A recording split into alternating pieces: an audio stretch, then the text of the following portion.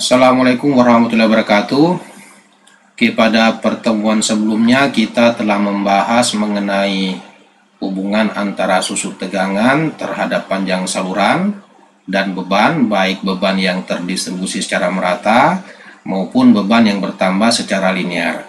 Nah, pada pertemuan kali ini kita akan memanfaatkan hasil pertemuan kita sebelumnya untuk mengetahui bagaimana hubungan antara susut tegangan, kemudian kerapatan beban, jumlah feeder atau saluran, luas area pelayanan, dan kapasitas dari suatu gardu induk. Pada gambar ini ditunjukkan beban-beban yang harus dilayani oleh suatu gardu. Nah, untuk mendapatkan hubungan ini, kita sudah harus mengetahui bagaimana kerapatan bebannya. Nah, kerapatan beban itu dinyatakan dengan satuan kPa per kilometer persegi. Artinya berapa beban untuk setiap luasan sebesar 1 km persegi. Nah, untuk melayani beban ini sebaiknya gardu induknya kita bangun di pusat beban. Kemudian dari gardu tersebut kita tarik beberapa feeder atau beberapa saluran. Sebagai contoh misalnya ditunjukkan pada gambar bagian kanan. Nah, ini merupakan saluran utama. Kemudian bagian-bagian ini merupakan saluran-saluran percabangan. Sedangkan bagian ini bisa kita asumsikan sebagai trafo distribusi. Nah, pada gambar ini sebenarnya ada 4 saluran utama, tetapi yang digambarkan hanya 1. Jadi di bagian ini juga ada saluran utama yang ditarik keluar dari gardu induk. Nah, karena ada 4 saluran utama yang keluar dari gardu induk, maka area pelayanannya di sini akan berbentuk persegi. Sedangkan untuk gambar pada bagian bawah, jika kita perhatikan di sini tentunya ada 6 saluran utama yang ditarik keluar dari gardu induk. Ini yang pertama, kemudian bagian di sini yang kedua, yang ketiga, keempat, kelima, dan keenam.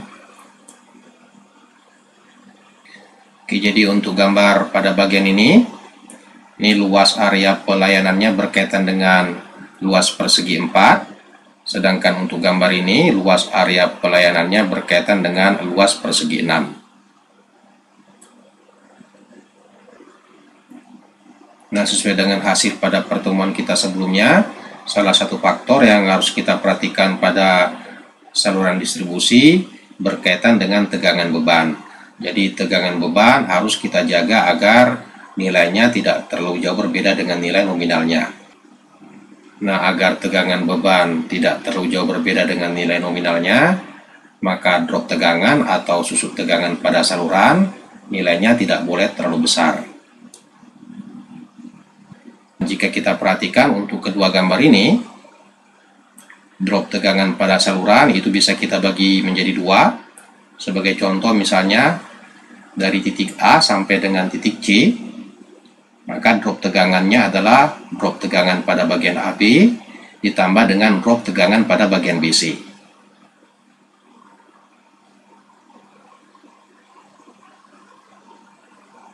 Nah, bagian AB ini berkaitan dengan drop tegangan pada saluran utama, sedangkan bagian BC ini berkaitan dengan drop tegangan pada saluran percabangan. Oke, kemudian jika kita perhatikan untuk saluran utama, di sini terlihat bahwa bebannya ini bertambah secara linear. Sedangkan untuk saluran percabangan, bebannya ini bisa kita anggap terdistribusi secara merata. Nah, berdasarkan pertemuan kita terdahulu, untuk beban yang bertambah secara linear, maka persamaan drop tegangannya bisa kita hitung berdasarkan persamaan ini. Sedangkan untuk beban yang bertambah atau beban yang terdistribusi secara merata, drop tegangannya bisa kita analisis dengan menggunakan persamaan ini. Oke, di sini kita hanya akan fokus pada drop tegangan yang berkaitan dengan saluran utama. Nah, jika kita perhatikan persamaan untuk drop tegangan pada saluran yang bebannya bertambah secara linear, di sini ada konstanta sebesar 2/3. Ini maksudnya beban-beban tadi bisa kita kumpulkan pada satu titik, yaitu pada jarak 2/3 dari panjang saluran. Oke, anggaplah panjang saluran utama ini panjangnya adalah L4, maka keseluruhan beban yang berkaitan dengan saluran utama ini bisa kita kumpulkan pada satu titik, yaitu pada jarak 2/3 dikali dengan panjang saluran, atau 2/3 dikali dengan L4. Jadi maksud dari persamaan ini adalah jika beban suatu saluran bertambah secara linear, maka beban-beban tadi bisa kita anggap terkumpul pada satu titik, yaitu pada jarak 2/3 dari panjang saluran. Sehingga perhitungan untuk mendapatkan drop tegangannya ini akan menjadi lebih sederhana. Oke, jadi untuk variabel L ini berkaitan dengan panjang saluran, kemudian S ini merupakan beban total dari saluran utama, kemudian K ini merupakan konstanta saluran. Nah, konstanta salurannya ini bisa kita peroleh berdasarkan resistansi dan reaktansi saluran dalam ohm per kilometer, kemudian faktor daya beban yang kita tetapkan. Kemudian untuk PR ini merupakan tegangan pada sisi penerima, dan P base ini merupakan tegangan dasar yang kita gunakan untuk mendapatkan nilai konstanta salurannya. Jadi konstanta saluran ini satuannya adalah voltage drop per unit per kPa dikali dengan kilometer. Ini merupakan variabel-variabel yang kita gunakan dalam persamaan. Nah, untuk lebih jelasnya bagaimana cara memperoleh persamaan ini, silakan Anda review kembali pembahasan kita mengenai hubungan antara susut tegangan terhadap panjang saluran dan beban. Nah, pada pembahasan kita kali ini kita akan fokus pada persamaan drop tegangan untuk saluran utama, di mana bebannya di sini bertambah secara linear. Kemudian persamaan ini nanti akan kita gunakan untuk menurunkan atau untuk mengetahui bagaimana hubungan antara susut tegangan, kerapatan beban, jumlah saluran, luas area pelayanan, dan kapasitas dari suatu gardu induk. Nah, dengan mengetahui hubungannya tentunya bisa kita gunakan untuk mengevaluasi suatu gardu induk yang ada, atau bisa juga kita gunakan untuk merencanakan suatu gardu induk yang akan melayani suatu area dengan kerapatan beban tertentu. Oke, kita lanjutkan pembahasan kita. Pada gambar ini ditunjukkan saluran utama yang ditarik keluar dari gardu induk dengan panjang L. Kemudian A ini berkaitan dengan luas daerah yang diarsir, artinya luas area pelayanan untuk saluran utama. Kemudian di sini ada sudut theta. Sudut theta ini maksudnya adalah sudut yang dibentuk antara saluran utama dengan daerah pelayanan terluarnya. Nah, langkah pertama untuk analisisnya kita harus mengetahui atau harus menetapkan jumlah saluran utama, dalam hal ini variabel N. Kemudian kita hitung sudut theta, di mana theta adalah 180 derajat dibagi dengan N. Sebagai contoh misalnya untuk gardu induk dengan 4 saluran utama, maka sudut theta-nya di sini tentunya 45 derajat. Jadi 180 dibagi dengan 4 itu hasilnya adalah 45 derajat. Sedangkan untuk gardu induk dengan 6 saluran utama, maka sudut theta-nya adalah 180 per 6, yaitu 30 derajat.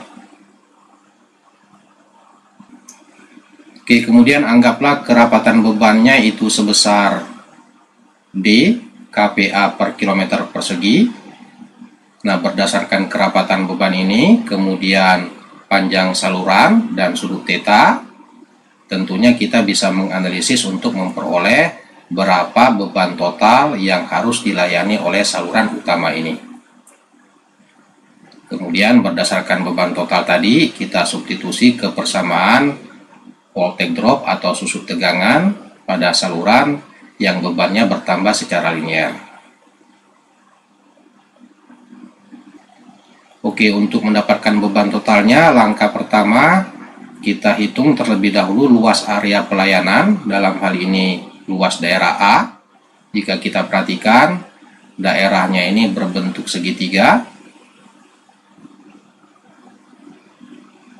dan luas area ini bisa kita hitung dengan persamaan ini. Jadi luas daerah pelayanannya adalah L kuadrat dikali dengan tangen theta. Nah, jika luas area pelayanan ini kita kalikan dengan kerapatan beban, tentunya akan diperoleh beban total yang harus dilayani oleh saluran utama. Jadi beban untuk saluran utamanya adalah luas area dikali dengan kerapatan beban, sehingga diperoleh beban totalnya L kuadrat dikali dengan tangen theta dikali dengan kerapatan beban. Kemudian persamaan ini kita substitusi ke persamaan untuk perhitungan drop tegangannya, sehingga diperoleh persamaan akhir. Jadi voltage drop untuk saluran utama adalah 2/3 dikali dengan panjang saluran pangkat 3 dikali dengan tangen dari 180 per N. N ini tadi merupakan jumlah saluran utama, kemudian dikali dengan kerapatan beban, kemudian dikali dengan konstanta saluran.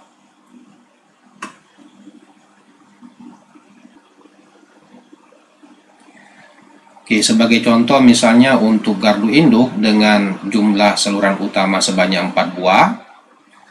Jadi anggaplah ini saluran utama yang pertama, tentunya di bagian ini, dan di bagian ini juga ada saluran utama.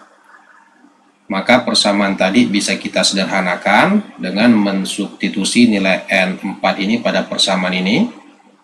Jadi tangan 180 per 4 itu sama dengan tangan 45 derajat. Nah, tangan 45 derajat ini nilainya adalah 1, sehingga persamaan drop tegangan untuk saluran utamanya menjadi 2/3 dikali dengan panjang saluran pangkat 3 dikali dengan kerapatan beban dikali dengan konstanta saluran. Kemudian untuk suatu gardu induk dengan jumlah saluran utama sebanyak 6 buah, maka persamaan drop tegangan pada saluran utamanya adalah 0,385 dikali dengan L pangkat 3 dikali dengan D dikali dengan K.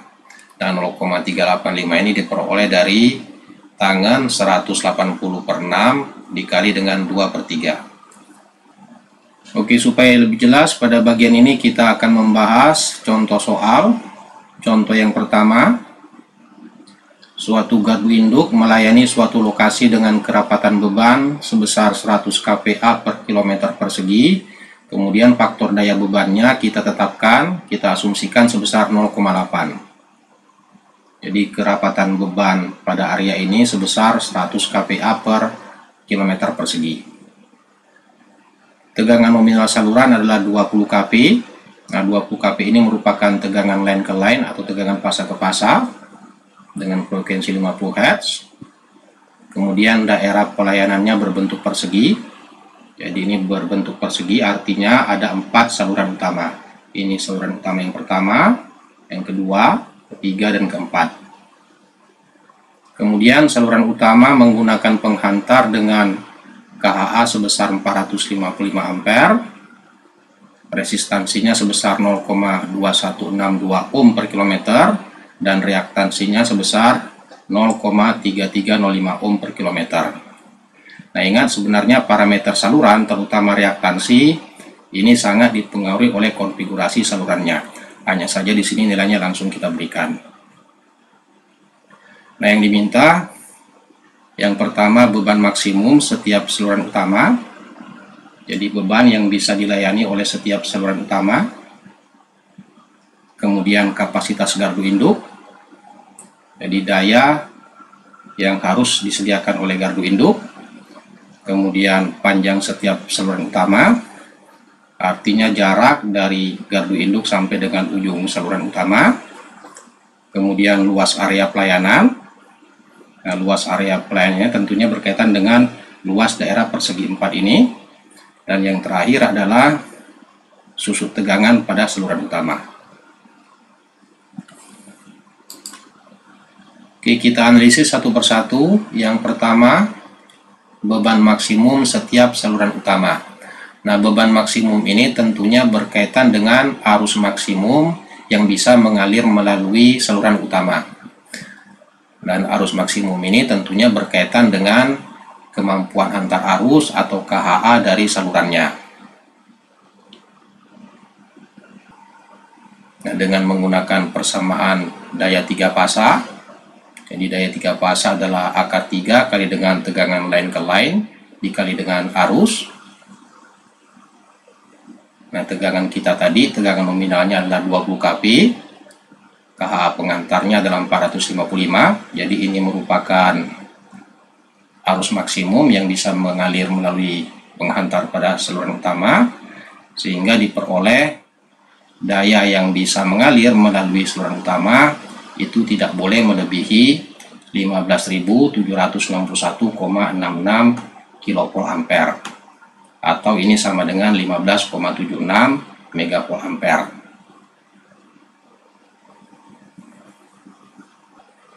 Kemudian kapasitas gardu. Nah, karena di sini ada 4 saluran utama, di mana setiap saluran utama ini bebannya adalah 15,76 MVA, berarti kapasitas gardunya ini minimal 4 kali daya atau beban yang mengalir pada saluran utama. Jadi kapasitas gardunya 4 kali 15,76 MVA, atau kurang lebih 63,05 MVA. Oke, berikutnya panjang setiap saluran utama. Nah, panjang setiap saluran utama ini bisa kita peroleh dengan menggunakan persamaan yang telah kita bahas tadi. Jadi daya pada saluran utama sama dengan panjang salurannya pangkat 2 dikali dengan tangen theta dikali dengan kerapatan beban. Nah, untuk kasus kita ini karena ada 4 saluran utama, maka sudut tetanya di sini sebesar 45 derajat. Jadi tangen theta itu adalah tangen 45 derajat. Kemudian daya untuk setiap saluran utama ini 15.761,66 kPa. Kemudian kerapatan bebannya sebesar 100 kPa per kilometer persegi. Nah, dari persamaan ini tentunya kita bisa memperoleh panjang dari setiap saluran utama, yaitu sebesar 12,55 km. Jadi jarak dari gardu induk sampai dengan ujung saluran utama ini sebesar 12,55 km.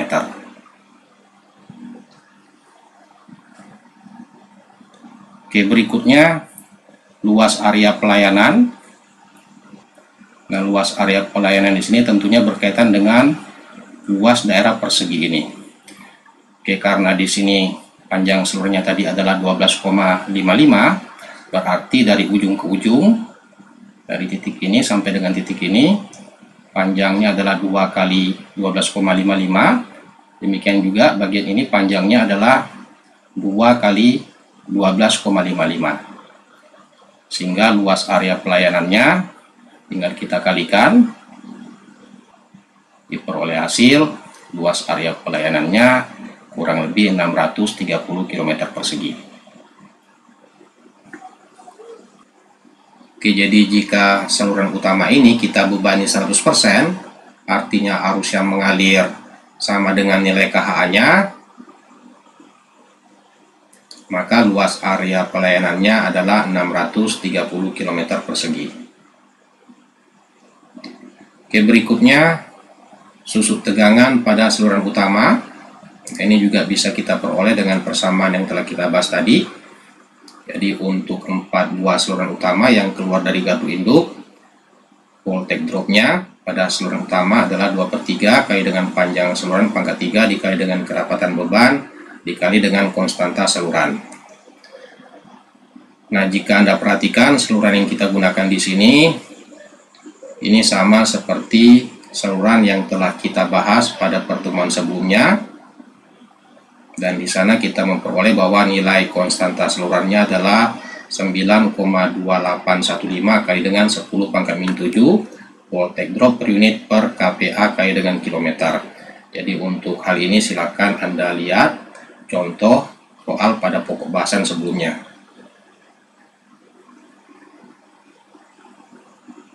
Kemudian jika nilai konstanta saluran, kemudian kerapatan beban dan panjang saluran ini kita substitusi ke dalam persamaan ini, maka diperoleh volt take drop pada saluran utama itu sebesar 12,24%. Dan ini nilainya sebenarnya sudah relatif terlalu besar.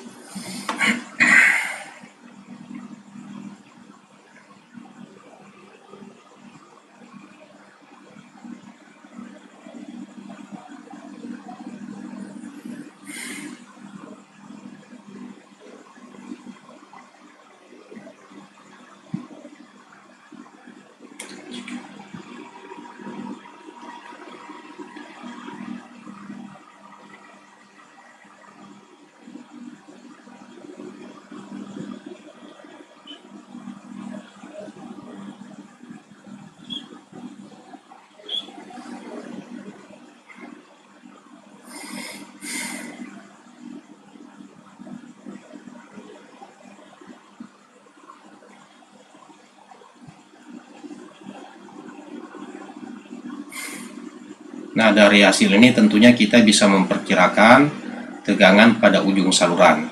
Jadi tegangan pada ujung saluran di sini kurang lebih 100% dikurangi dengan 12,24%, itu kurang lebih sekitar 87%. Jadi jika tegangan nominalnya 20 kP, maka tegangan pada ujung saluran ini adalah 87% dikali dengan 20 kP.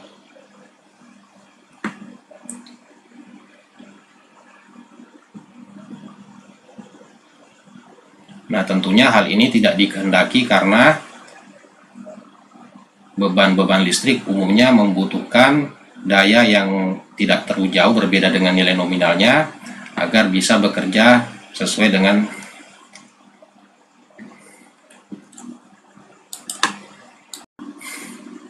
Nah, dari hasil ini tentunya kita bisa memperkirakan tegangan pada ujung saluran.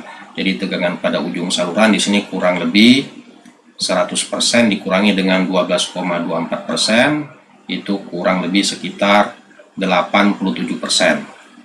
Jadi jika tegangan nominalnya 20 kP, maka tegangan pada ujung saluran ini adalah 87% dikali dengan 20 kP. Nah, jika tegangan pada ujung saluran ini nilainya terlalu kecil, tentunya hal ini tidak dikehendaki karena bisa mengakibatkan daya yang diberikan pada beban-beban yang berada pada ujung saluran ini tidak sesuai dengan kebutuhan bebannya.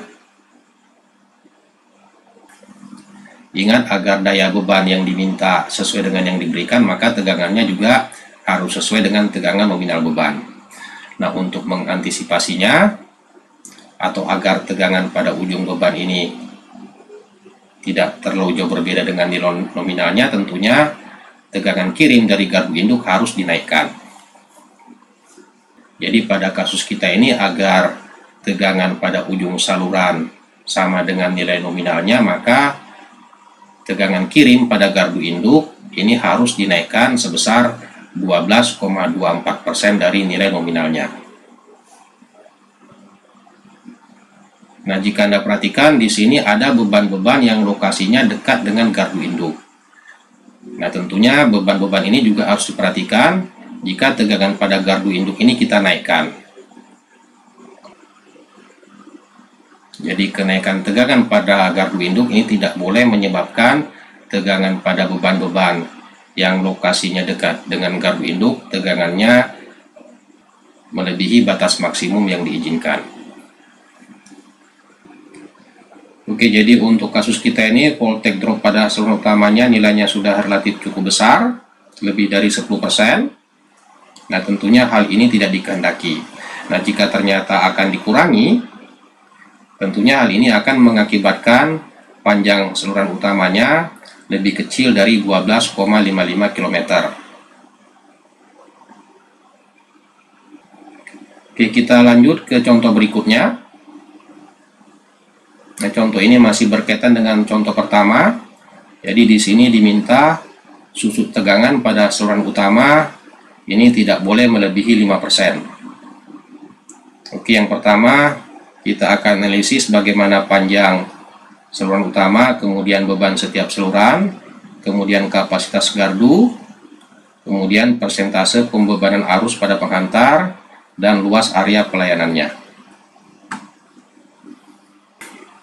Oke, kita selesaikan yang pertama panjang untuk setiap saluran utama. Jadi jarak dari gardu induk sampai dengan ujung saluran utama. Ini juga bisa kita peroleh dengan menggunakan persamaan voltage drop untuk area pelayanan berbentuk persegi, artinya ada 4 saluran keluar. Nah, dari persamaan ini tentunya kita bisa menurunkan untuk mendapatkan nilai panjang salurannya. Jadi 3 kali dengan voltage drop yang ditetapkan dibagi dengan 2 dikali kerapatan beban dikali dengan konstanta saluran. Nah, panjang salurannya adalah akar pangkat 3 dari hasil perhitungan kita pada bagian ini. Dan jika kita hitung, voltage drop yang ditetapkan tadi adalah 5% atau 0,05. Kemudian kerapatan bebannya 100 kPa per kilometer persegi. Nah, ini merupakan konstanta salurannya. Kemudian hasilnya ini kita pangkatkan dengan 1/3. Diperoleh hasil panjang salurannya adalah 9,314 km. Nah, tentunya hasil ini lebih pendek dibanding dengan contoh 1. Hal ini karena untuk kasus kedua ini dikehendaki voltage dropnya hanya 5%. Kemudian beban pada setiap saluran utama. Nah, untuk beban pada setiap saluran utama ini bisa kita peroleh dengan menggunakan persamaan ini.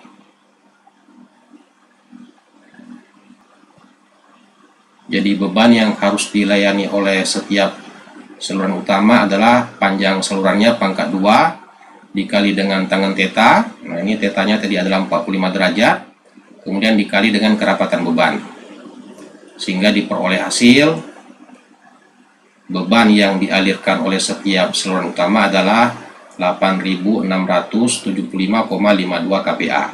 Tentunya ini juga hasilnya lebih kecil dibandingkan dengan kasus yang pertama tadi. Nah, dari beban pada setiap saluran utama ini tentunya kita bisa menentukan kapasitas gardu. Jadi 4 kali beban pada setiap saluran utama. Diperoleh hasil 34,7 MVA. Oke, berikutnya pembebanan penghantar. Dalam hal ini persentase arus yang mengalir pada penghantar terhadap kemampuan hantar arus dari penghantarnya.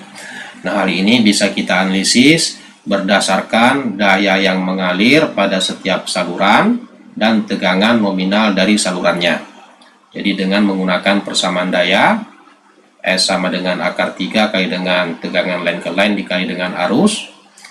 Nah, daya yang dialirkan oleh saluran utama itu sebesar 8.675,52 kPa. Ini kita ubah menjadi volt ampere. Kemudian tegangannya 20.000 volt atau 20 kV. Nah, dari persamaan ini tentunya kita bisa menghitung nilai arus yang mengalir pada saluran, yaitu sebesar 250,44 ampere. Jadi untuk beban sebesar 8.675,52 75,52 kPa, kemudian tegangan line ke line-nya sebesar 20 kP, maka arus yang mengalir adalah 250,44 ampere. Nah, sesuai dengan data pada soal pertama tadi, KHA dari penghantarnya ini sanggup mengalirkan arus sampai dengan 455 ampere, sehingga persentase pembebanan penghantarnya ini hanya 55%. Nah, untuk kasus pertama tadi, pembebanan penghantarnya itu adalah 100%, karena di sana kita asumsikan arus yang mengalir pada penghantarnya sama dengan KHA-nya. Sedangkan untuk kasus yang kedua ini, nilainya lebih kecil, yaitu hanya 55%. Hal ini terjadi karena voltage drop untuk kasus kedua ini lebih kecil dari kasus yang pertama. Jadi untuk kasus kedua ini voltage dropnya tadi kita batasi hanya 5%. Nah, hal ini akan mengakibatkan pembebanan penghantarnya ini akan mengalami penurunan. Oke, yang terakhir luas area pelayanan. Ini konsepnya sama seperti kasus pertama tadi. Jadi area pelayanannya di sini berbentuk persegi. Kemudian jarak dari titik pusat sampai dengan ujung saluran ini sebesar 9,314 km. Nah, berdasarkan data panjang saluran ini, kemudian daerah perseginya, tentunya kita bisa menghitung luas area pelayanannya, sehingga diperoleh hasil 347 km persegi. Nah, jika contoh yang kedua ini kita bandingkan dengan contoh yang pertama, tentunya dari segi drop tegangan, kasus kedua ini lebih baik karena drop tegangannya di sini hanya 5%. Tetapi dari segi pembebanan penghantar, untuk kasus kedua ini hanya 55%, tentunya lebih buruk dibanding dengan kasus pertama. Kasus pertama tadi pembebanan penghantarnya adalah 100%. Demikian juga untuk luas area pelayanannya. Untuk kasus yang kedua, ini luas area pelayanannya tentunya lebih buruk karena nilainya lebih kecil dibandingkan dengan kasus pertama tadi. Jadi semakin kecil voltage drop yang kita inginkan pada suatu saluran, hal ini akan mengakibatkan beban pada setiap saluran utama akan semakin kecil, demikian juga pembebanan penghantarnya dan luas area pelayanannya. Oke, demikian pembahasan kita pada pertemuan kali ini. Jika kita simpulkan, dalam merencanakan suatu gardu induk, sebaiknya kita mempertimbangkan voltage drop atau susut tegangan, khususnya pada saluran utama. Nah, voltage drop sebaiknya kita pilih nilai yang kecil, tetapi hal ini akan mengakibatkan pembebanan penghantar, kemudian kapasitas gardu induk, dan luas area pelayanannya juga akan semakin kecil. Oke, sampai bertemu kembali pada pembahasan berikutnya. Terima kasih dan semoga bermanfaat.